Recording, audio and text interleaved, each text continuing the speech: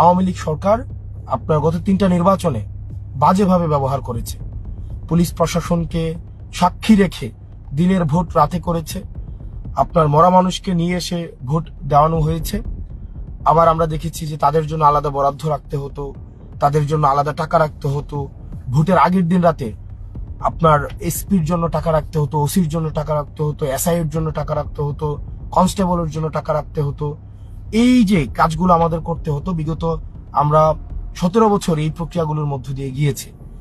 এবার পুলিশ প্রশাসনের ভাইয়েরা আপনারা যারা আছেন, আপনাদের কাছে অনুরোধ থাকবে যে আপনাদের প্রতি মানুষের অনাস্থা তৈরি হয়েছে।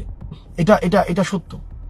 দীর্ঘ 1.5 দশকেরও আপনাদেরকে যেভাবে সক্রিয়ভাবে ফেসিবাদী কাঠামো নিজে আপনাদেরকে ব্যবহার করেছে, সেটির কারণে আপনাদের প্রতি কিন্তু একটা অনাস্থা তৈরি হয়েছে। এই অনাস্থা থেকে আপনার মানুষের আস্থায় ফিরে আসার উপলক্ষটা হোক এই নির্বাচন। আপনারা দেখেছেন রাজনৈতিকভাবে আপনাদেরকে গত 3টা নির্বাচনে কিভাবে ব্যবহার করে আপনাদেরকে জনবিচ্ছিন্ন করে ফেলা হয়েছে, যার কারণে হয়তো আপনারা রাজনৈতিক কিছু সবাই না, কিছু পুলিশ প্রশাসনের ভাইরা হয়তো আপনারা রাজনৈতিক সহচর্য পেয়েছেন, রাজনৈতিক হয়তো পৃষ্ঠপোষকতা পেয়েছেন, কিন্তু আপনারা কিন্তু গণবিচ্ছিন্ন হয়েছেন, জনবিচ্ছিন্ন হয়েছেন। আমি আপনাদের কাছে করজোর অনুরোধ করব, এই প্রজন্মের 24 পরবর্তী বাংলাদেশের আপনাদের প্রতি অনেক প্রত্যাশা। তারা দেখতে চায় যে পুলিশ প্রশাসন একটা সুষ্ঠু নিরপেক্ষ একটা নির্বাচন উপহার দিবে। তারা কোনো পক্ষ অবলম্বন করবে না। পুলিশ প্রশাসন বিএনপিরও হবে না, তারা জামাতেরও হবে না, তারা এনসিপিরও হবে না, তারা জনগণের হবে এবং তারা জনগণের ভোটাধিকার নিশ্চিত করবে। আগামী নির্বাচনে এই 12 তারিখে আপনাদের এটা হচ্ছে একটা পরীক্ষা। এটা রাজনীতিবিদদের যেমন পরীক্ষা, এটা কিন্তু আপনাদেরও একটা পরীক্ষা। আমি আপনাদেরকে অনুরোধ করব, বাংলাদেশের পক্ষে দাঁড়ান, জনগণের পক্ষে দাঁড়ান, বাংলাদেশের পক্ষে দাঁড়ান। নিরপেক্ষভাবে মানুষ যাকে ভোট দিয়ে নির্বাচিত করতে চায়, আপনারা ভোট প্রক্রিয়াটাকে আপনারা হচ্ছেন আপনাদের যে দায়িত্ব, সেই দায়িত্বটাই হচ্ছে আপনারা যথাযথভাবে পালন করুন।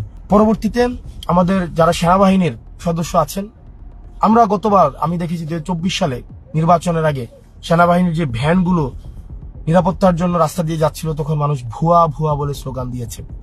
আমি ব্যক্তিগতভাবে যখন সেনাবাহিনীর মানুষের সাথে কথা বলি, কর্মকর্তা কর্মচারীদের সাথে কথা বলি, সৈনিকদের সাথে কথা বলি, অফিসারদের সাথে কথা বলি, আমি দেখেছি দেশের প্রতি তাদের যে আন্তরিকতা, প্রত্যেকটা মাটির প্রতি তাদের যে দায়বদ্ধতা, দেশের মানুষের প্রতি যে তাদের মমতা বোধ, যে দায়িত্ব বোধ, সেটি সবসময় আমাকে অনেক বেশি দেশের প্রতি আরো বেশি রেসপেক্টফুল করেছে, তাদের প্রতি আরো বেশি আমাকে রেসপেক্টফুল করেছে।